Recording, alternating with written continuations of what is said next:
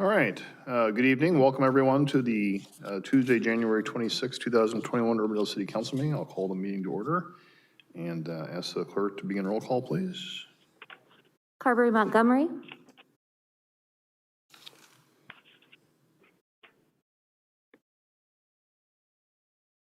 Caduce.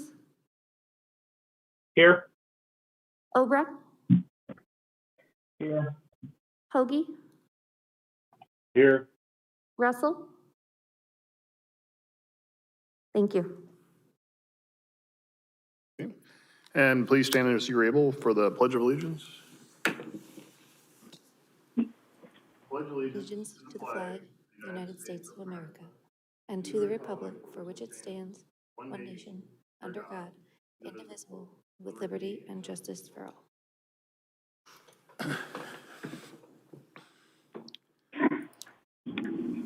Urbandale is a national leader in character counts, endeavoring at all times to promote and model the principles of trustworthiness, responsibility, fairness, caring, and citizenship.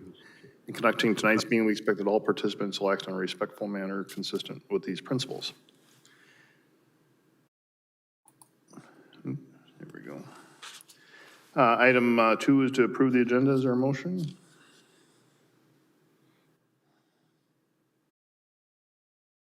And a second?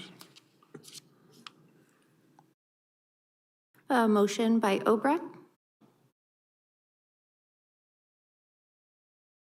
Second by Caduce. Okay, discussion, please vote. Nicole, I'm not having the voting coming up on this or the motion, so if you could vote me yes, and I will sign out of this and come back in. Okay, thank you. Okay, that passes. Item 3 is Citizens Forum. This is the opportunity to address the council on something that's not a part of tonight's regular agenda. We don't have anybody registered ahead of time, but I will open up and recognize anyone who wishes to unmute at this time to speak to the council on something not a part of tonight's agenda. If we have any call-in users, you can use *6 to unmute.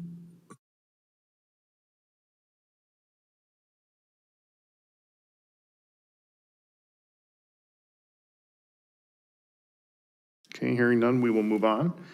Item 4 is the adoption of the minutes from the January 12, 2021 meeting. That's for motion in a second. A motion by Obrecht.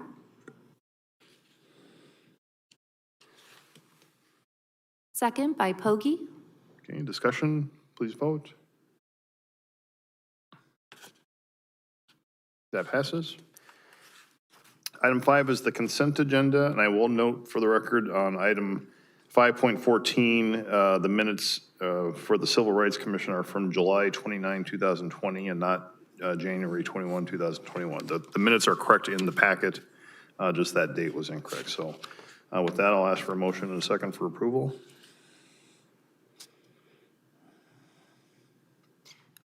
I have a motion by Obrecht, second by Carberry Montgomery. Okay, discussion, please vote.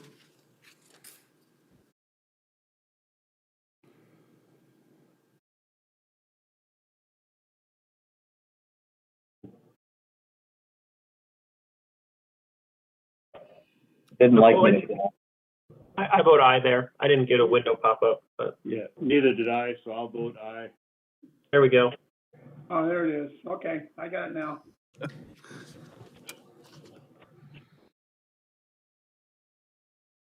Okay, that passes.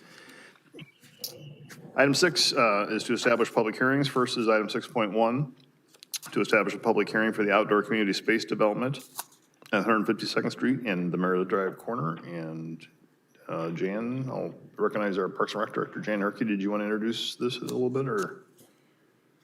That would be great. Thank you, Mr. Mayor, members of the council. Nicole, if you can allow me to share documents, I think my Wi-Fi is allowing me to do that tonight. Excellent. Permissions are coming your way. Okay, thank you.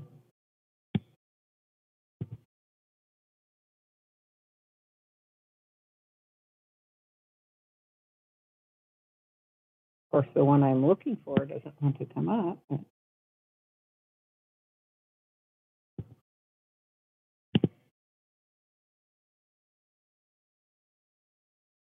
Well, I guess that's not the one we want to share. My apologies. I had such good intentions here.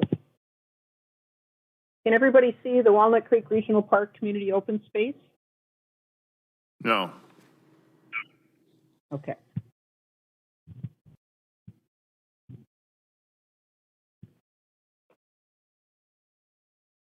Nicole, I don't know if you have that by any chance. I have That the I have sent to PowerPoint. you. Oh, the Walnut. Oh. You know, Jan, the one that I have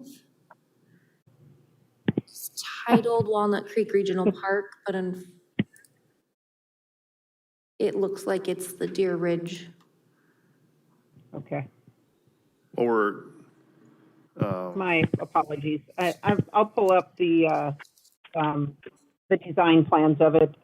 So the regional park, the community open space is located on the corner. This is a Meredith Drive, 152nd Street. The fire station is located immediately to the east of the community open space. And this is the location that we are, it's approximately 2 acres, and anticipating on the corner here is a plaza entrance area that would have a seating area and a sign that says Walnut Creek Regional Park. Also a location that the Public Art Committee will be coming to you in the near future requesting to commission a piece of art that we can put at the entrance here.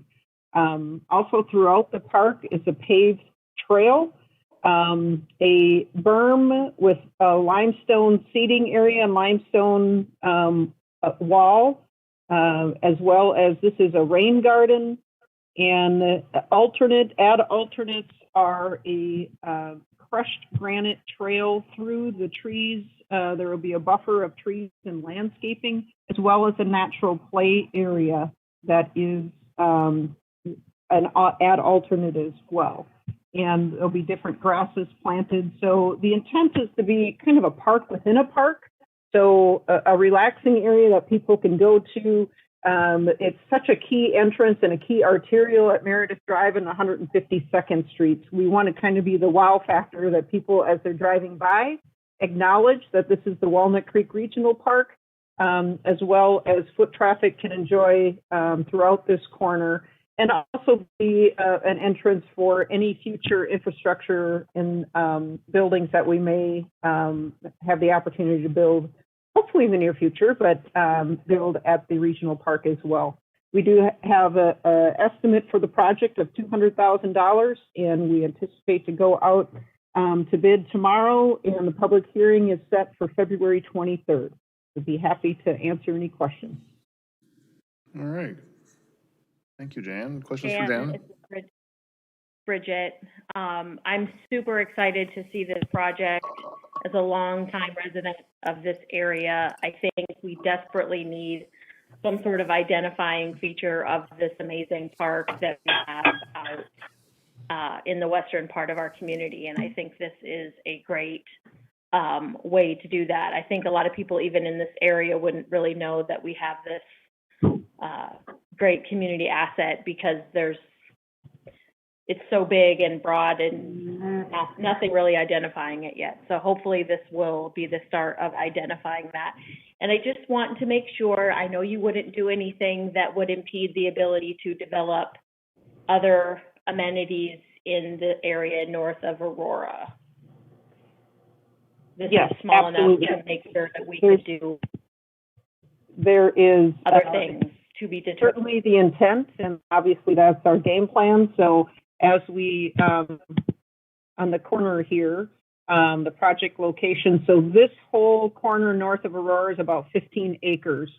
So all of this area is where we intend to, the potential of aquatic facility, regional playground, amphitheater, nature center, those are anticipated to be able to fit within this section here. So yes, this is more of an entrance and welcoming into this area where hopefully future facilities will be. Well, fantastic. I can't wait to see what the Public Art Committee has up their sleeves for this. I think it's going to be a fantastic welcoming feature for the area. Great. Yeah, we'll be coming, the next meeting, we'll be talking about an RFP for commissioning the work, and then we'll be coming to you as a council to get approval for that before we proceed. Okay, and this is Obrecht. Parking. So you kind of created attraction. It looked like maybe there was a little bit of parking, but that I think maybe it's fire station, or is that kind of also meant for public use parking? Yeah, and that is a great point. Right now, there is no parking as part of this project. Certainly, the intent is not to have the parking lot at the fire station filled with park visitors and so forth. So it would be more of a walking venture, per se, to get to the site.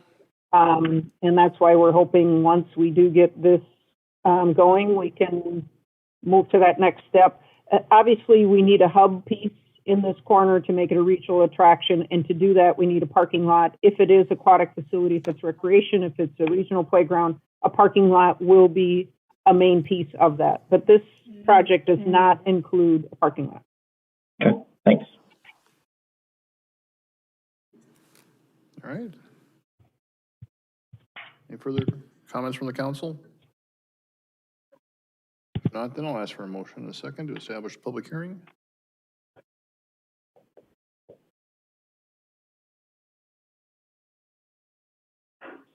A motion by Caduce, second by Carberry Montgomery. Okay, discussion, please vote.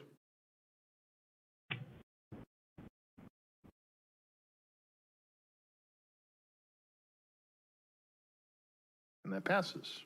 Thank you.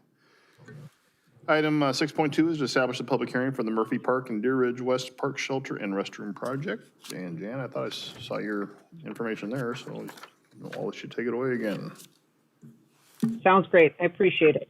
I will see if my share feature is going to work easier this time.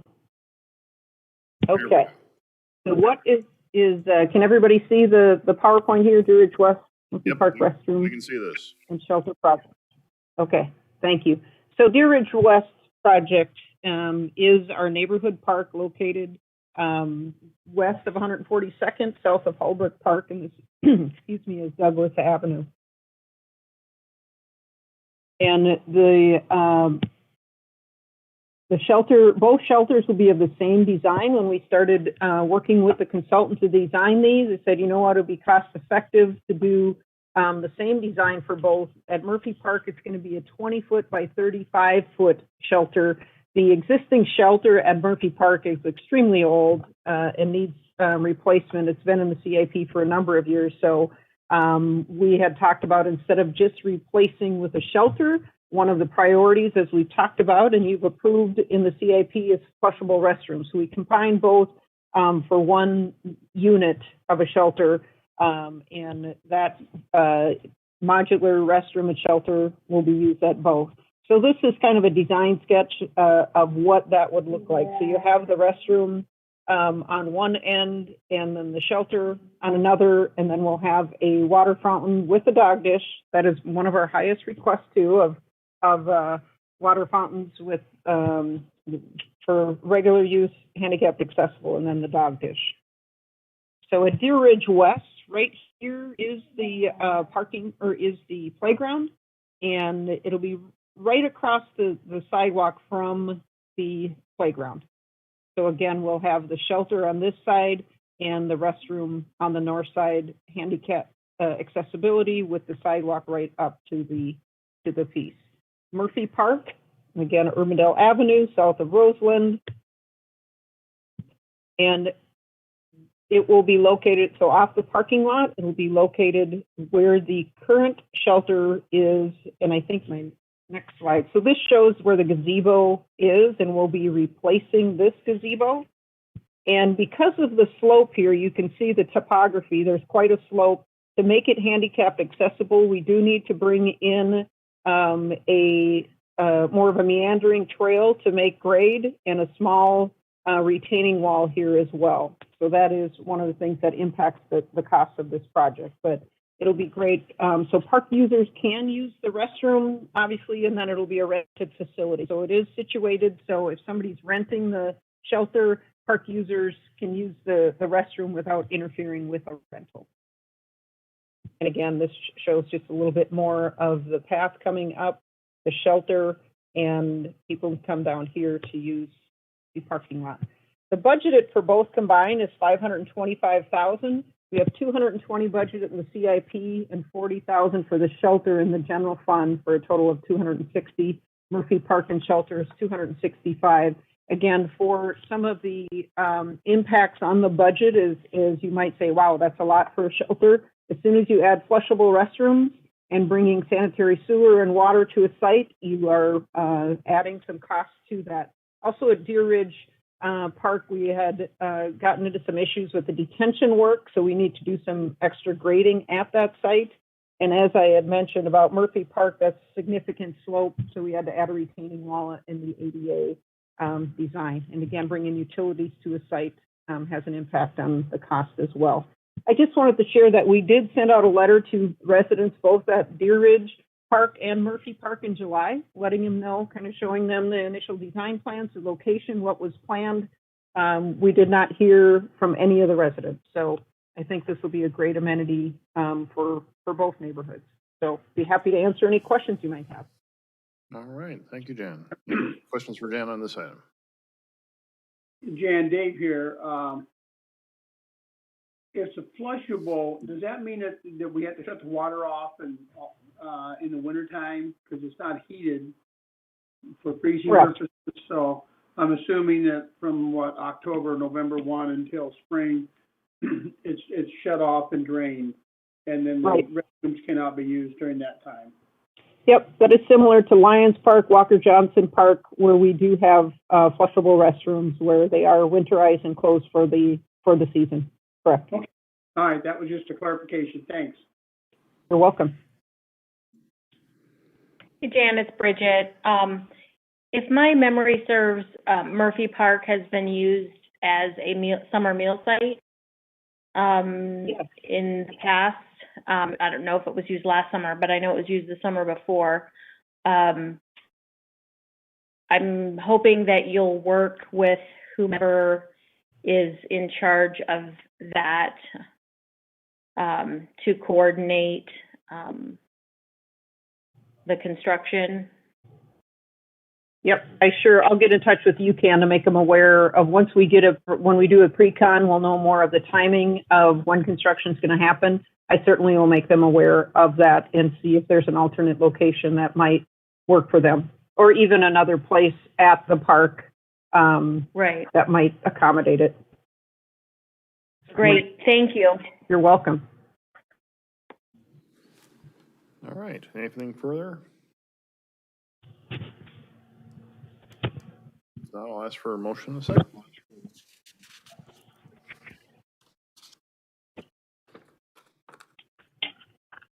A motion by Obrecht, second by Pogge. Okay, discussion, please vote.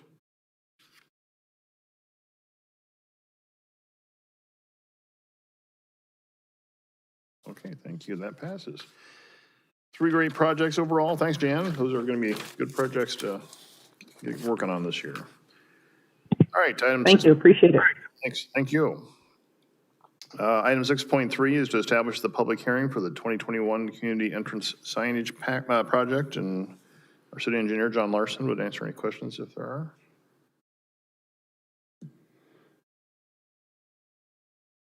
If not, I'll ask for a motion in a second to establish the public hearing. John, can you tell us the location? Is this the one at the interstate and then 156? Located at the new Meredith Drive interchange and then the 100th Street interchange. Okay, Meredith Drive. Okay. Yep. Thanks. I do have a motion by Pogge, second by Carberry Montgomery. Okay, discussion, please vote.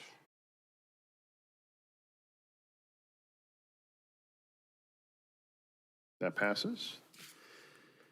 Item 6.4 is to establish a public hearing for the Coyote Ridge Trail Project Phase 1.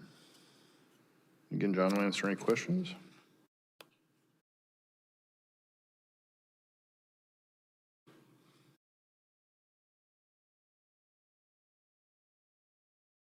None, is there a motion and a second? A motion by Carberry Montgomery, second by Poggi. Okay, discussion, please vote.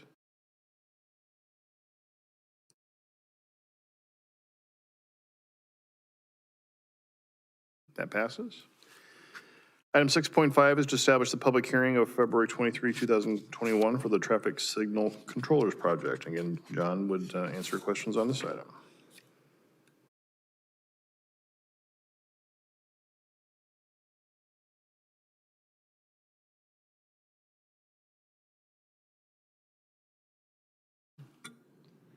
A motion by Caduce, second by Obrecht.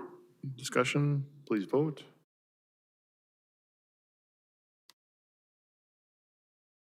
Nicole, can you move my vote to an aye, please? So updated. All right, thank you, that passes. Item 6.6 is to establish a public hearing for the easement vacation on Lot 38 Allerton Park, and Steve Franklin will answer any questions if there are.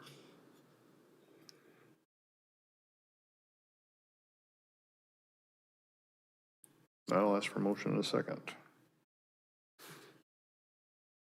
A motion by Poggi.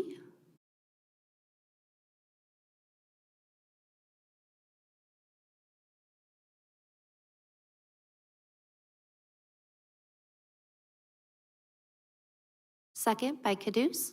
Discussion, please vote.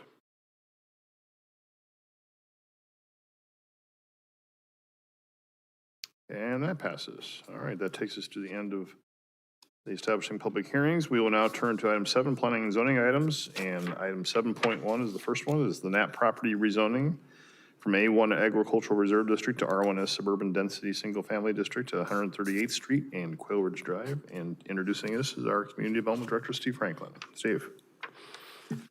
Thank you, Mayor. Good evening, all. This is just a request to make tonight the third and final reading for this rezoning. Had the public hearing 2 weeks ago, and there was no one that spoke. So it's just a request from the developer to make this the third and final reading. All right, thank you, Steve. Any questions from Steve?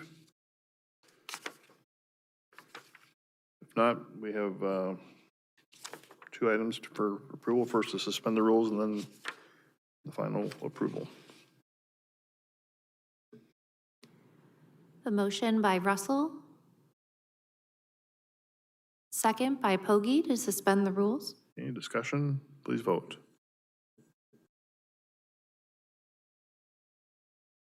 That passes.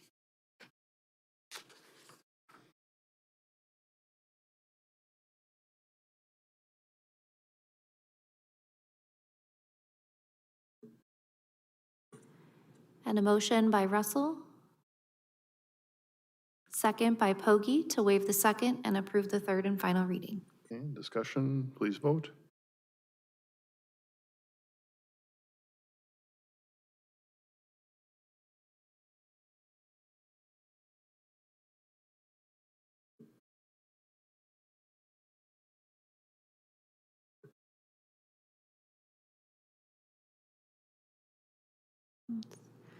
Councilmember Caduce, it doesn't look like your vote came through quite yet. I lost my window, but I vote yes. Thank you. All right, that passes. Thank you. Then moving on to item 7.2 is the New Hope Assembly of God Building Addition Site Plan for 4425 70th Street. Steve. Okay, this is kind of the second phase of this site plan for the building expansion. You might recall back in August, there was a site plan that was approved for the parking expansion. That was 153 parking spaces to the north of where this building expansion is going to be. And there was detention that was required as part of the parking expansion. They anticipated doing the building expansion at that time, but weren't quite ready. So this is kind of like the second piece of that. I'm going to see if I can share a drawing here with you and show you what this looks like.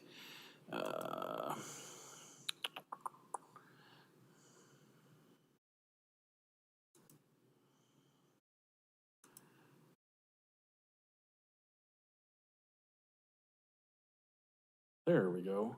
Okay, so this is the parking that was approved back in August. And this is again to the north of where the building is. You can see the existing curb line that's here. And so the building expansion is going to be to the south of this. So I will go to that drawing so that you can see that. And again, here's the south end of that parking expansion, a new drop-off lane. You can see this lighter color here that's not hatched. That's the footprint of the first phase of the original building. And this kind of hatched outline is where that new 55,000 square foot is going to be added to the north. And you can see that same outline here. It's kind of this black heavy line that goes around the building like this. So that is the footprint of the new building. It includes office space, which will bring all of their office space within this building. They used to have office space in their original facility to the south of Townsend. So it's a combination of office space, classrooms, multi-use chapel, and fellowship hall, mainly geared toward children. This is for, there was a clarification made, you probably saw in the Planning and Zoning Commission minutes. They do not operate a daily daycare or school or anything. This addition is just to have space for Sunday activities and the Wednesday evening activities. Planning and Zoning Commission does recommend approval, subject to the items noted, and would be happy to answer any questions. All right, thanks, Steve. Any questions for Steve on this item?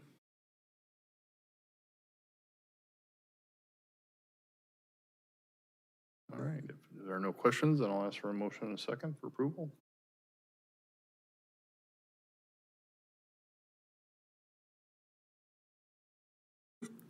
A motion by Carberry Montgomery, second by Pogge. Okay, discussion, please vote. Here, Nicole, you get to move me over. Obrecht. So updated.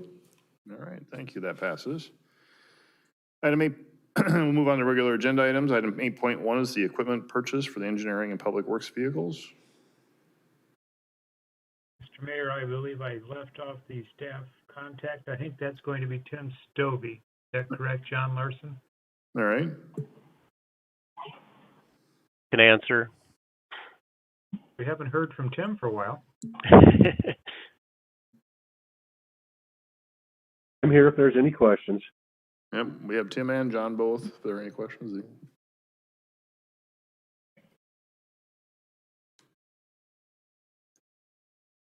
Probably after last night, we can't get those pickups soon enough with the snow removal equipment.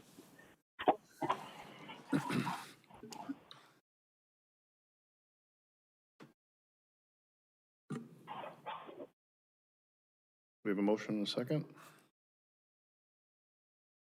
A motion by Obrecht. Second by Pogge. Discussion, please vote.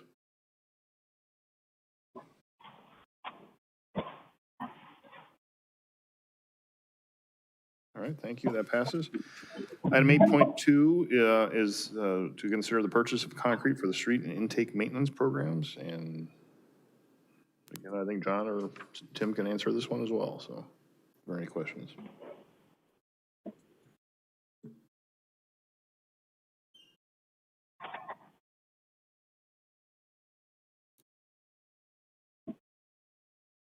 A motion by Caduce. Second by Pogge. Okay, discussion, please vote.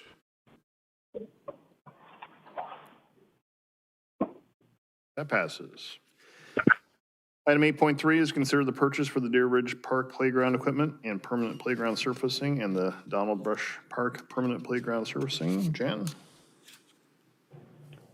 Great. I'm going to see if Nicole will allow me to share information. I'm a true believer in a picture says 1,000 words here, so we'll see if I can. Yes, those privileges should be coming your way here. Okay.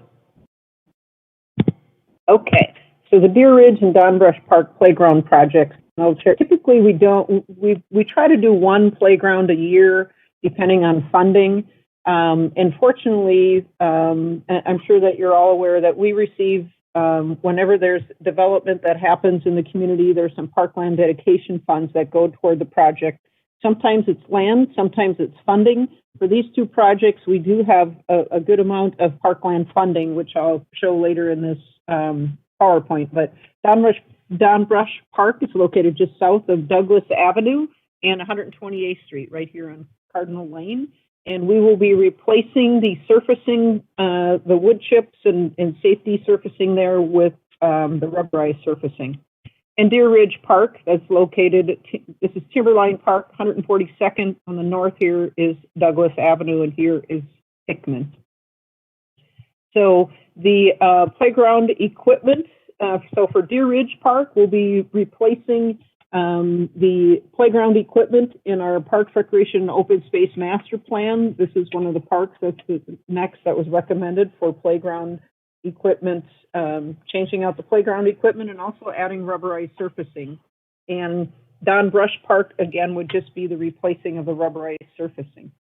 And we do not have rubberized surfacing in a lot of parks, and many times, or it is, the reason is the cost of it. This is a picture of the rubberized surfacing at the Miracle League field, or the all-inclusive playground, and it's a colored shredded rubber material that has an adhesive binder that's spread on the playground. It does have 15-year longevity and virtually maintenance-free. So it costs more to put in, but maintenance-wise, it's wonderful. So we bid both of these projects together, anticipating a better price for the project. The recommendation from staff, we had reviewed, we had 5 different recommendations or proposals.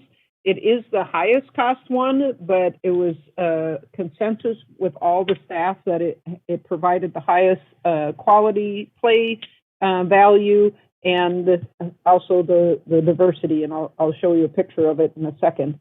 But again, when we had mentioned the budget combined for both of these projects, $159,998. $60,000 is in our Parks General Fund budget, and the remaining is in Parkland Dedication Funds, which must be used at these parks. So I couldn't use those funds and put it at Walker Johnson Park or somewhere else. This is a picture of the play structure that would be at Deer Ridge Park. And again, both this park and Donbrush would have the rubberized surfacing. And I did want to show you just an idea of why are you going $9,000 difference? This is like the other choices, examples of the other choices, which was pretty minimal, and we weren't really as impressed as what this structure would be. We are going to be recommending more neutral colors, so tan and green as compared to the bright red, which seems to fade the quickest. But just wanted to explain the reasoning in regards to the recommendation for this contractor, and I'd be happy to answer any questions you might have. What is this thing? Is that like a solar panel on top? It's not a solar panel, and I tell you the truth, I'm not positive of how tall this is. I believe it's 25 feet, but I you know what, I'm not positive. I certainly would be happy to get that information for you. Well, I mean, it really looks really edgy, and especially this panel or whatever that is above it, it really draws your attention to the equipment for sure. But that looks like that's probably every bit of 30 feet. Yeah, it's when we can get some unique play features, we do have, as you probably know, 56 parks and 37 of them have playgrounds. So when we can add something that's a little bit unique and a contractor adds a little bit of more diversity and something new and exciting they have in their product line, it's kind of fun. So we're excited to be able to add this to that park. Well, when I see that structure, I think of Duratio and our, and if a wind blew through there, would it catch that? And I'm assuming it's anchored down pretty good. Yeah, they do have significant footings, and if they do, the city does have insurance for playgrounds, so. Yep,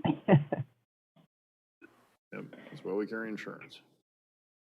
So, Jay, on that rubberized surface, some other parks that may not be as well maintained as what Urbandale does, you start seeing chips and kind of divots and things like that in that play surface. Is that our responsibility to kind of go in and patch and repair those if they happen, or is there a warranty on this stuff?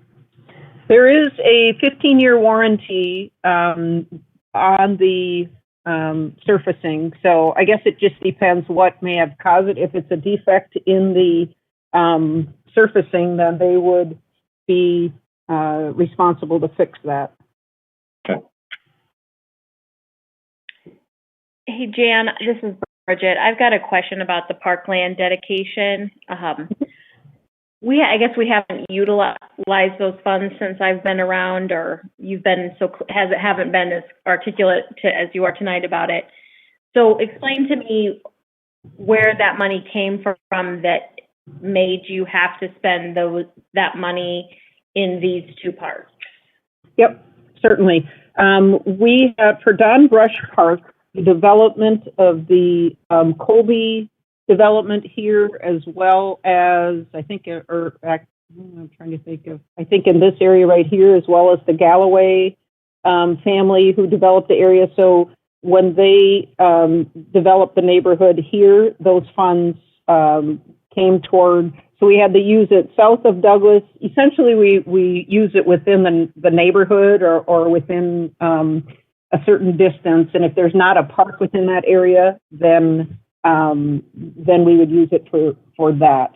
So for Deer Ridge, I believe it actually had a number of different developments. I don't have the map here.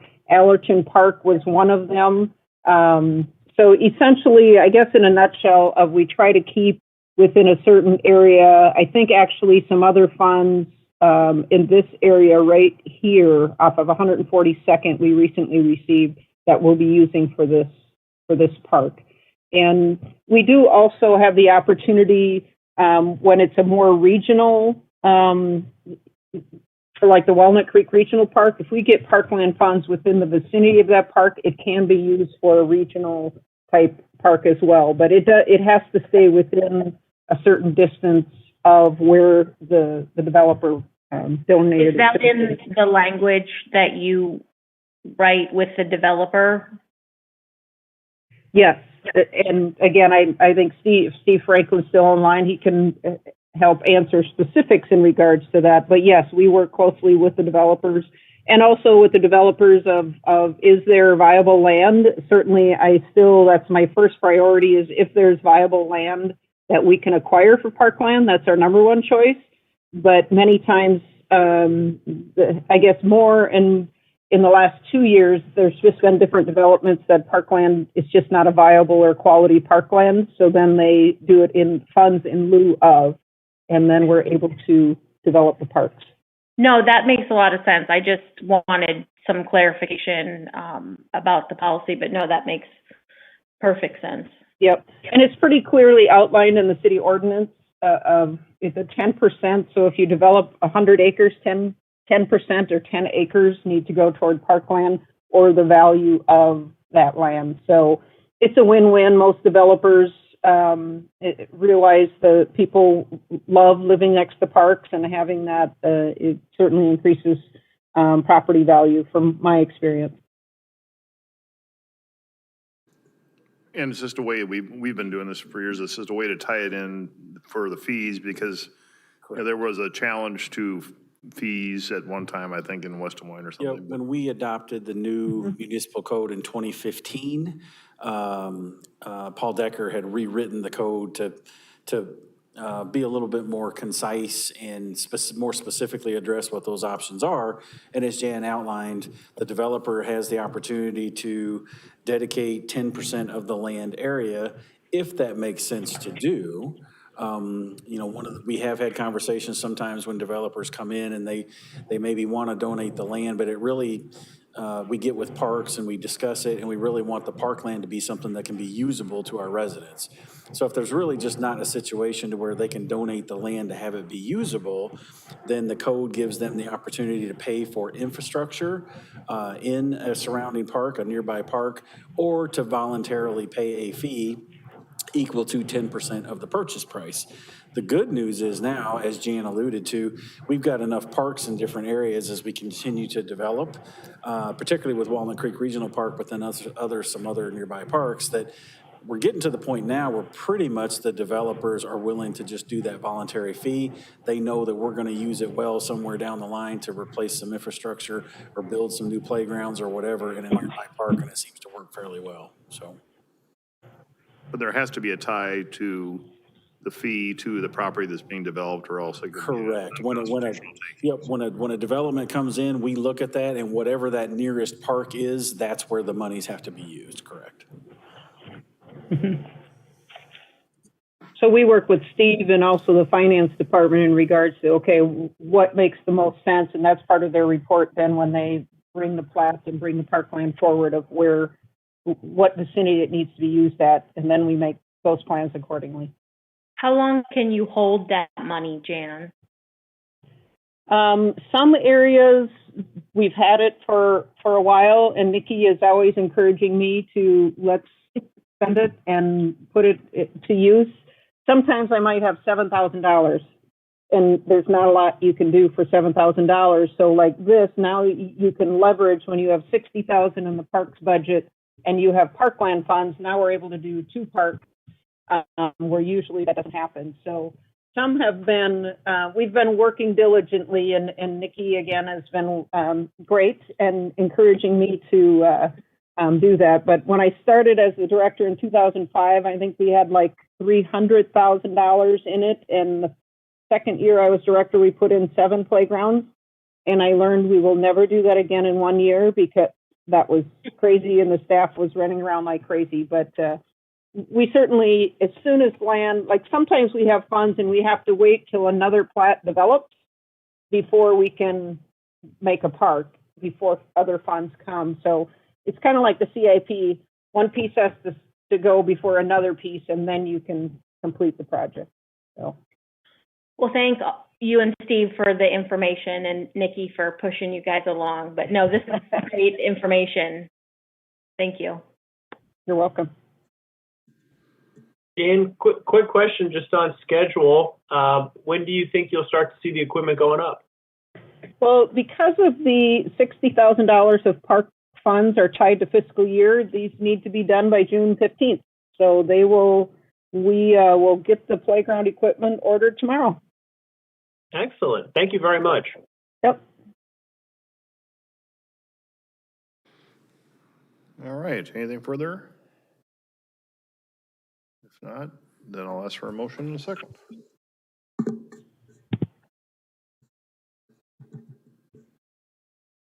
A motion by Obrecht. Second by Carberry Montgomery. Okay, discussion, please vote.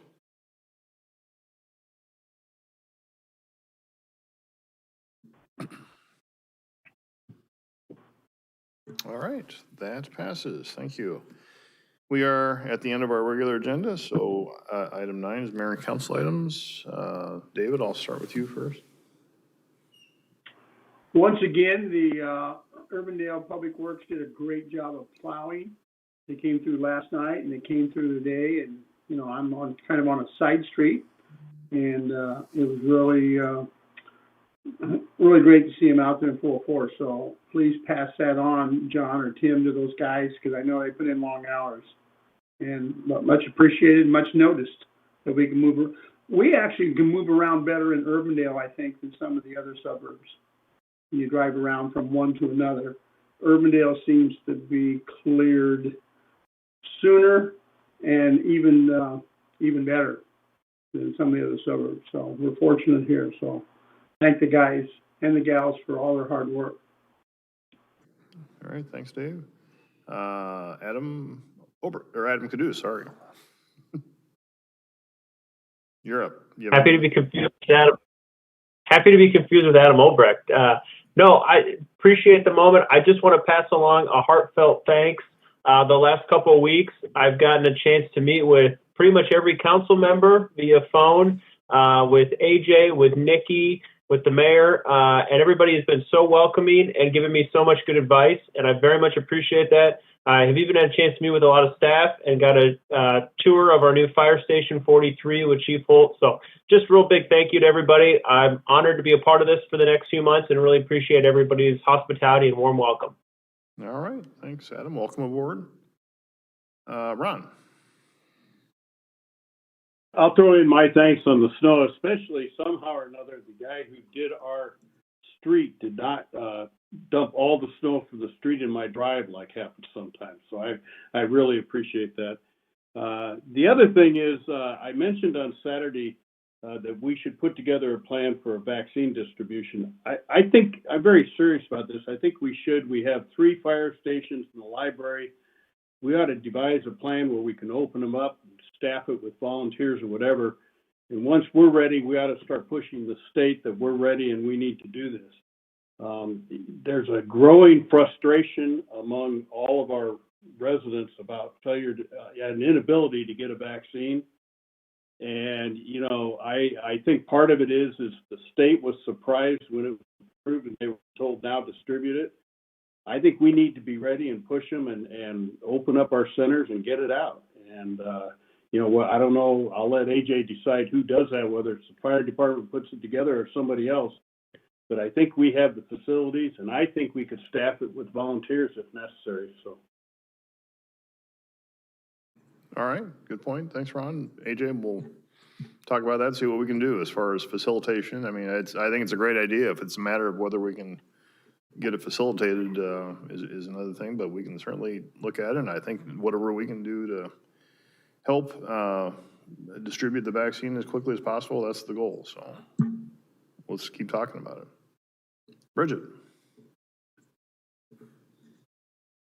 Well, I am just hearing this news that Adam Caduce got a tour of Fire Station 43. He may be the first one of us that did, so I'm just noting that. As the former chairwoman of the bond referendum committee, I thought I might be first in line, but apparently you got to be new around here. No, that's exciting, and I cannot wait to show that facility off to our community at some point in the future. But I will remember that, Adam. So that place holds a special place in my heart, and I haven't even seen it. So that's all I got. Bridget, just stop out there with a mask. I'm sure anybody will give you a tour. So I've been out there, and I think it's as long as you show up and you got a mask on, I think everybody will let you walk through. So. My wife, Mary, and I got a tour of Fire Station 43.